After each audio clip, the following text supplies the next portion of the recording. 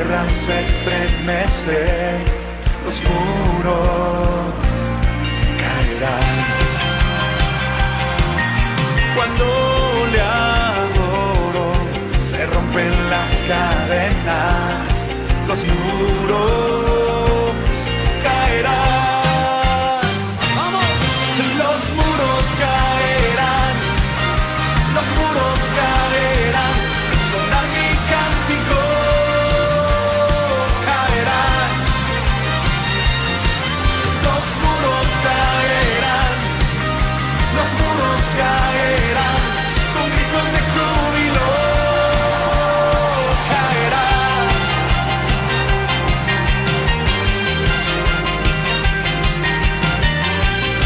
Grito de victoria.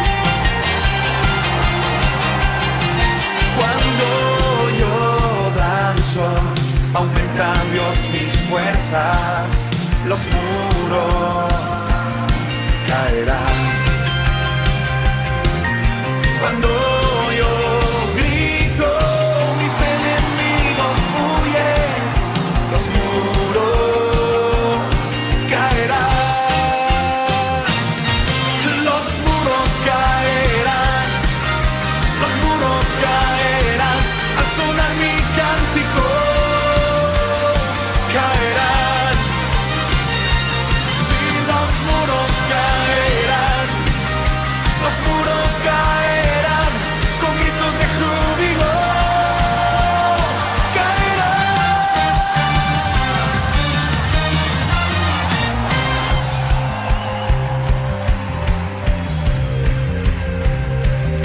Hoy vamos a declararlo.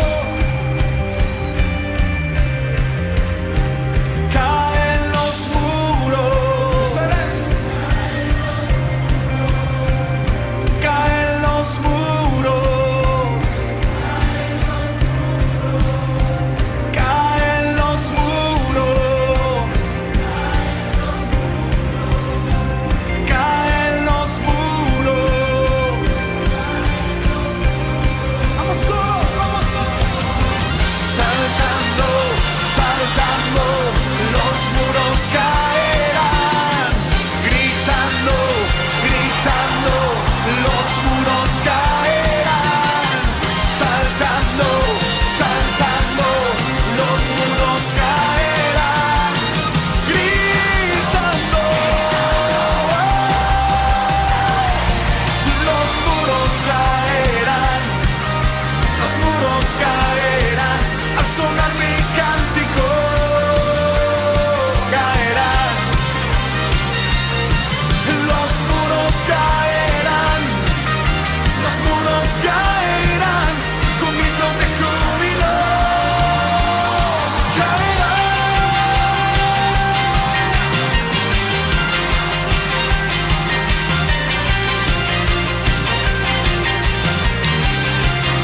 Un buen grito de alegría.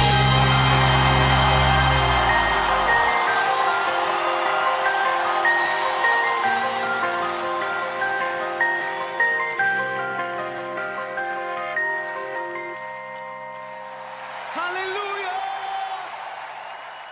La carta del apóstol Pablo a los Romanos, capítulo 8.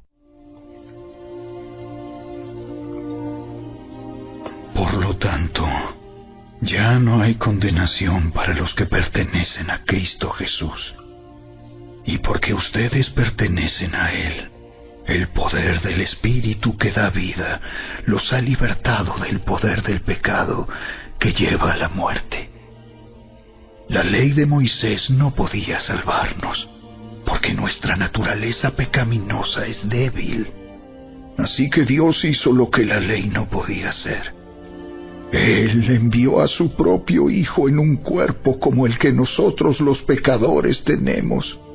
Y en ese cuerpo, mediante la entrega de su Hijo como sacrificio por nuestros pecados, Dios declaró el fin del dominio que el pecado tenía sobre nosotros.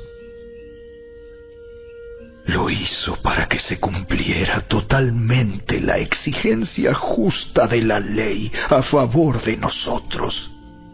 que ya no seguimos a nuestra naturaleza pecaminosa, sino que seguimos al Espíritu.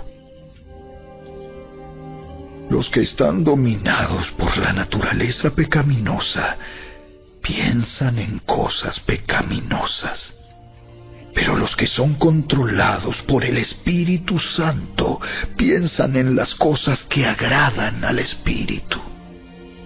Por lo tanto, permitir que la naturaleza pecaminosa les controle la mente lleva a la muerte. Pero permitir que el Espíritu les controle la mente lleva a la vida y a la paz. Pues la naturaleza pecaminosa es enemiga de Dios siempre. Nunca obedeció las leyes de Dios y jamás lo hará. Por eso, los que todavía viven bajo el dominio de la naturaleza pecaminosa nunca pueden agradar a Dios. Pero ustedes no están dominados por su naturaleza pecaminosa. Son controlados por el Espíritu si el Espíritu de Dios vive en ustedes. Y recuerden que los que no tienen al Espíritu de Cristo en ellos de ninguna manera pertenecen a Él. Y Cristo vive en ustedes. Entonces, aunque el cuerpo morirá por causa del pecado, el Espíritu les da vida, porque ustedes ya fueron declarados justos a los ojos de Dios. El Espíritu de Dios, quien levantó a Jesús de los muertos, vive en ustedes. Y así como Dios levantó a Cristo Jesús de los muertos, Él dará vida a sus cuerpos mortales mediante el mismo Espíritu, quien vive en ustedes.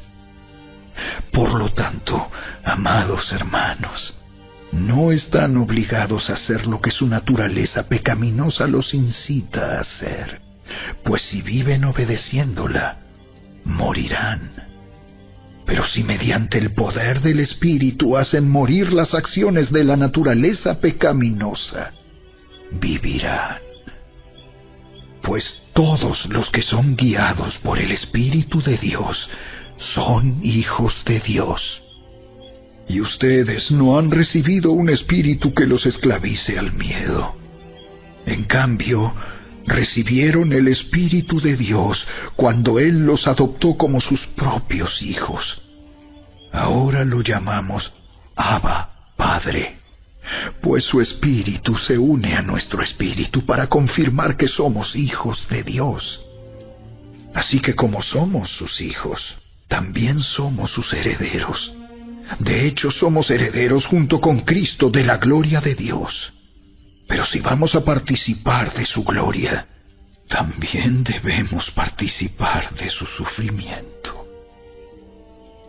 Sin embargo, lo que ahora sufrimos no es nada comparado con la gloria que Él nos revelará más adelante. Pues toda la creación espera con anhelo el día futuro en que Dios revelará quiénes son verdaderamente sus hijos. Contra su propia voluntad, toda la creación quedó sujeta a la maldición de Dios. Sin embargo, con gran esperanza, la creación espera el día en que será liberada de la muerte y la descomposición, y se unirá a la gloria de los hijos de Dios. Pues sabemos que hasta el día de hoy, toda la creación gime de angustia como si tuviera dolores de parto. Y los creyentes también gemimos, aunque tenemos al Espíritu Santo en nosotros como una muestra anticipada de la gloria futura, porque anhelamos que nuestro cuerpo sea liberado del pecado y el sufrimiento. Nosotros también deseamos con una esperanza ferviente que llegue el día en que Dios nos dé todos nuestros derechos como sus hijos adoptivos, incluido el nuevo cuerpo que nos prometió. Recibimos esa esperanza cuando fuimos salvos. Si uno ya tiene algo, no necesita esperarlo. Pero si deseamos algo que todavía no tenemos, debemos esperar con paciencia y confianza. Además, el Espíritu Santo nos ayuda en nuestra debilidad. Por ejemplo, nosotros no sabemos qué quiere Dios que le pidamos en oración, pero el Espíritu Santo ora por nosotros con gemidos que no pueden expresarse con palabras. Y el Padre, quien conoce cada corazón, sabe lo que el Espíritu dice, porque el Espíritu intercede por nosotros, los creyentes, en armonía con la voluntad de Dios. Y sabemos que Dios hace que todas las cosas cooperen para el bien de quienes lo aman y son llamados según el propósito que Él tiene para ellos. Pues Dios conoció a los suyos de antemano y los eligió para que llegaran a ser como su Hijo, a fin de que su Hijo fuera el hijo mayor de muchos hermanos. Después de haberlos elegido, Dios los llamó para que se acercaran a Él, y una vez que los llamó, los puso en la relación correcta con Él. Y luego de ponerlos en la relación correcta con Él, les dio su gloria. ¿Qué podemos decir acerca de cosas tan maravillosas como estas? Si Dios está a favor de nosotros, ¿quién podrá ponerse en nuestra contra? Si Dios no se guardó ni a su propio Hijo, sino que lo entregó por todos nosotros, ¿no nos dará también todo lo demás? ¿Quién se atreve a acusarnos a nosotros, a quienes Dios ha elegido para sí? Nadie, porque Dios mismo nos puso en la relación correcta con Él. Entonces, ¿quién nos condenará? Nadie, porque Cristo Jesús murió por nosotros y resucitó por nosotros y está sentado en el lugar de honor a la derecha de Dios e intercede por nosotros. ¿Acaso hay algo que pueda separarnos del amor de Cristo? ¿Será que Él ya no nos ama si tenemos problemas o aflicciones, si somos perseguidos o pasamos hambre, o estamos en la miseria o en peligro o bajo amenaza de muerte? Como dicen las Escrituras, por tu causa nos matan cada día, nos tratan como a ovejas en el matadero. Claro que no. A pesar de todas estas cosas, nuestra victoria es absoluta por medio de Cristo, quien nos amó. Y estoy convencido de que nada podrá jamás separarnos del amor de Dios.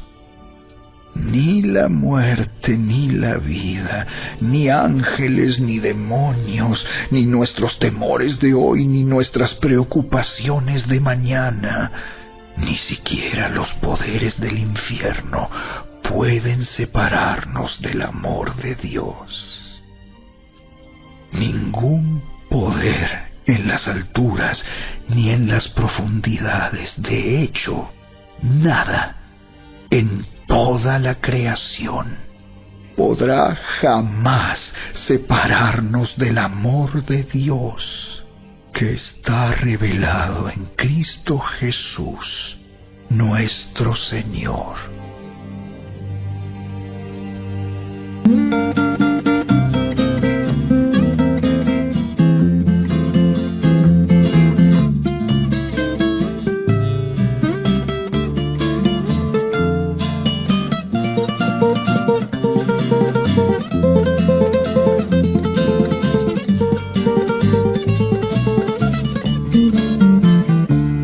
Es muy grato presentarte a Jesucristo, la grandeza y lo sublime sublime de su amor.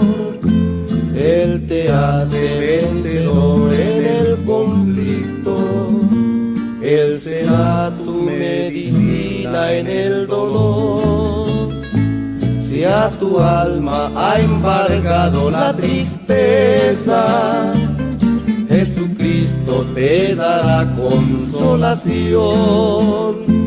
Él tu vida llenará de nuevas fuerzas y tendrás en Él eterna redención. Su poder es poder ilimitado, de los reyes y señores es Señor. Al demonio su dominio ha despojado y a la muerte ha quitado el aguijón. Ese Cristo que a los cielos se ha exaltado es el mismo que cambió mi corazón. Con su sangre me limpió de mis pecados y en su gracia me hizo más que vencedor.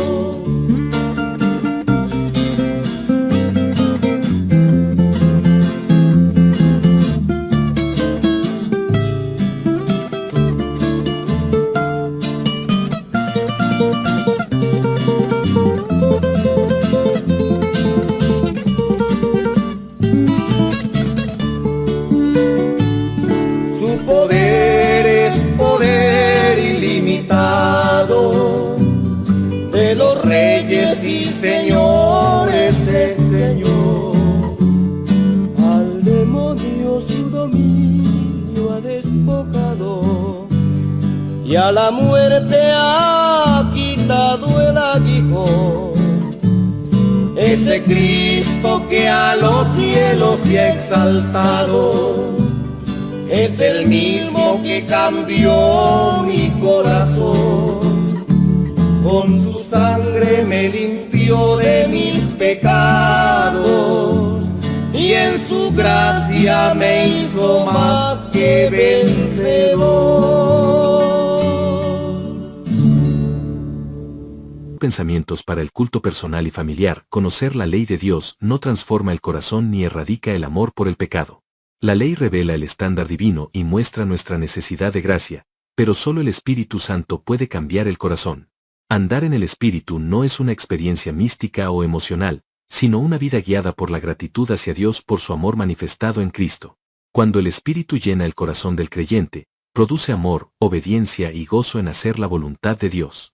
Los hijos de Dios reconocen que el pecado nunca les traerá bien alguno.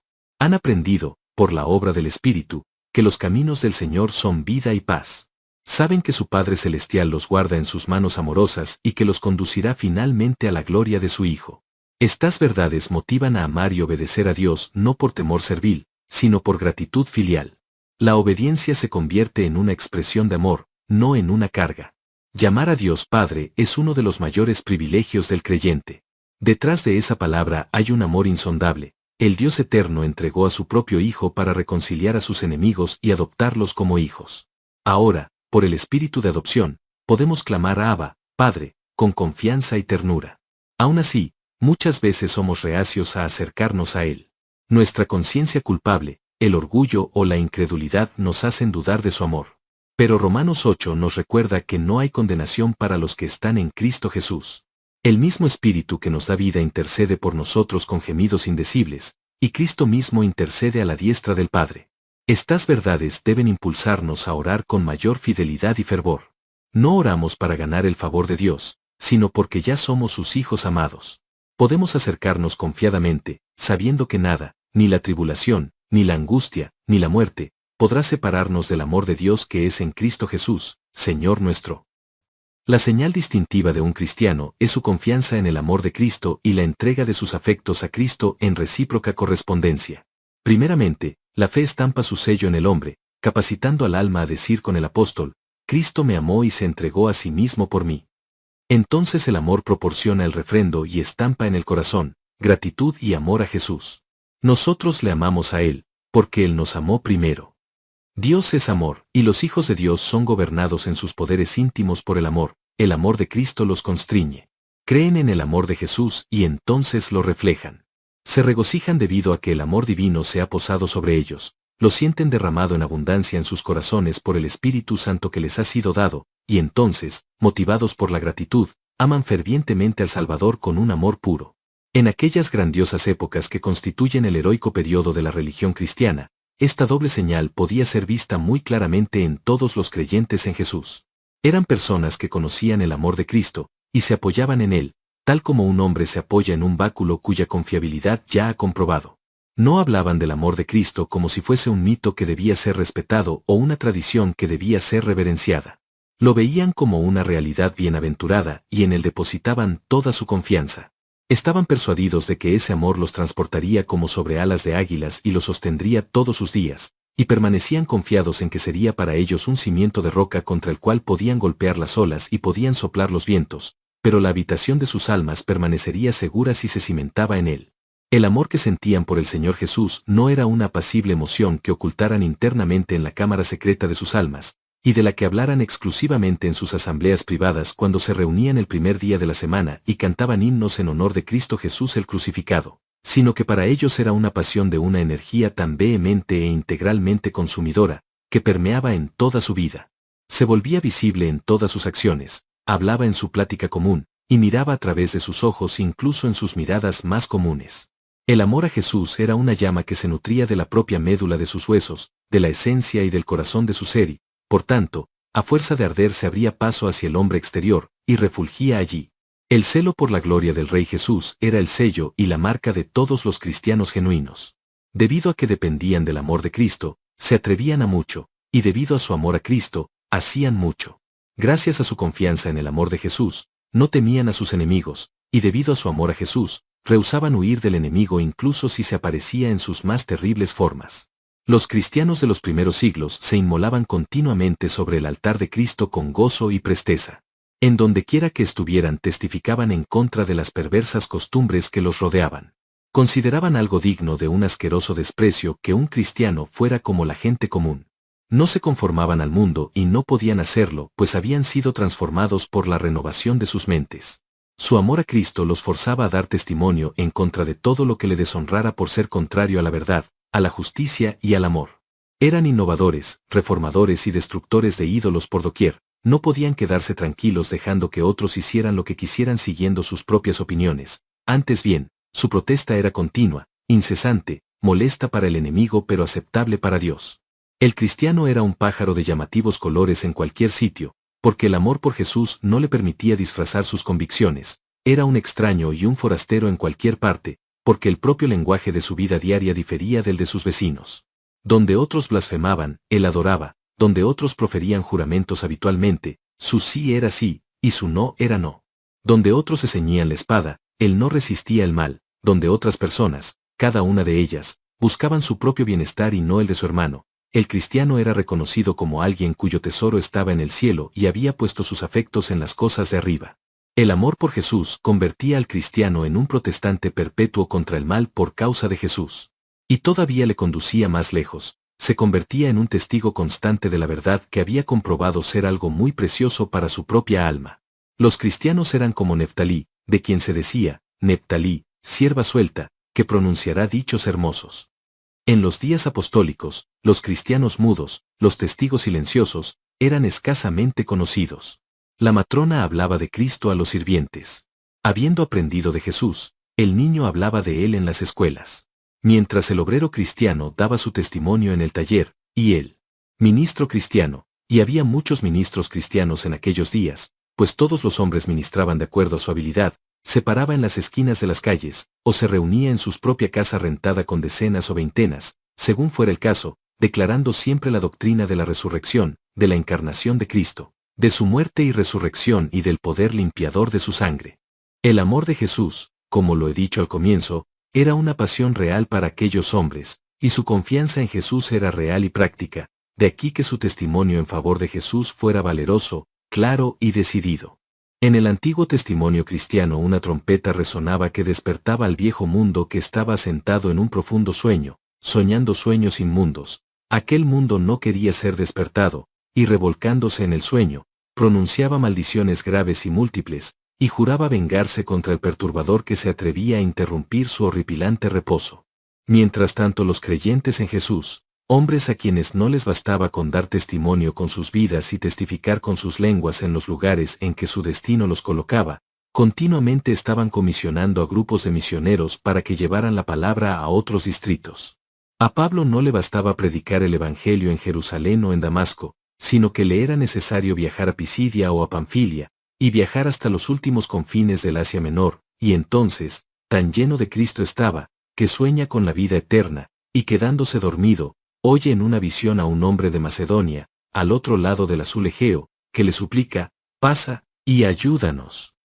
Y con la luz matutina Pablo se levanta, plenamente resuelto a abordar un barco y predicar el Evangelio en medio de los gentiles. Habiendo predicado a Cristo a lo largo de toda Grecia, pasó a Italia, y aunque estaba encadenado, entró como embajador de Dios dentro de los muros de la imperial ciudad de Roma, y se cree que después de eso, su espíritu sagradamente inquieto no estuvo satisfecho con predicar a través de toda Italia, sino que tuvo que visitar España, y se dice que llegó incluso hasta Bretaña. La ambición del cristiano por la causa de Cristo era ilimitada, más allá de las columnas de Hércules y hasta las más apartadas islas del océano. Los creyentes en Jesús llevaron las noticias de un Salvador nacido para los hijos de los hombres. Aquellos eran días de gran celo. Me temo que estos son días de tibieza. Aquellos eran tiempos cuando el fuego era como de carbones de enebro, que guardan un calor sumamente intenso, y ni los naufragios, ni los peligros de ladrones, ni los peligros de ríos, ni los peligros provocados por falsos hermanos, ni la espada misma, podían detener el entusiasmo de los santos, pues ellos creían y por eso hablaban, ellos amaban y por eso servían incluso hasta la muerte. De esta manera los introduzco a nuestro texto. He aquí a los hombres y su conflicto por Cristo. Era natural, era inevitable que provocaran enemistad. Ustedes y yo no amamos mucho a Cristo ni creemos mucho en su amor, me refiero a la mayoría de nosotros. Constituimos una generación enfermiza, indigna y degenerada. Dejamos al mundo en paz y el mundo nos deja en paz. Nos conformamos en gran manera a las costumbres mundanas y entonces el mundo no se exaspera con nosotros.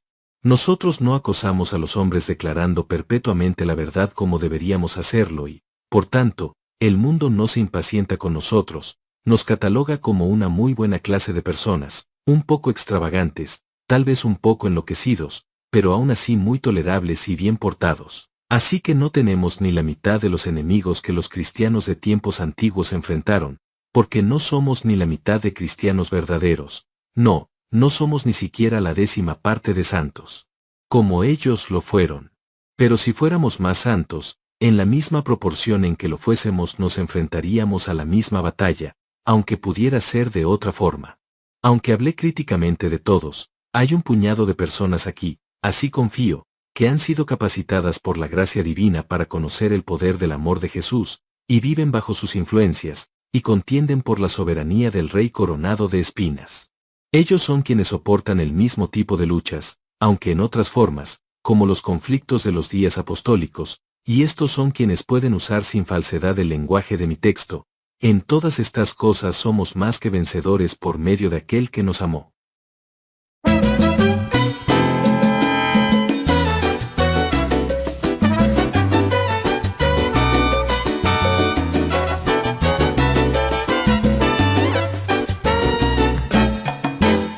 Vivifica tu palabra en mí, vivifícala, Señor. Quiero ser santo, como tú eres santo. Vivifica tu palabra en mí, vivifícala, Señor. Quiero ser santo, como tú eres santo.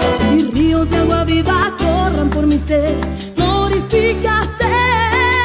Y ríos de agua viva corran por mi ser,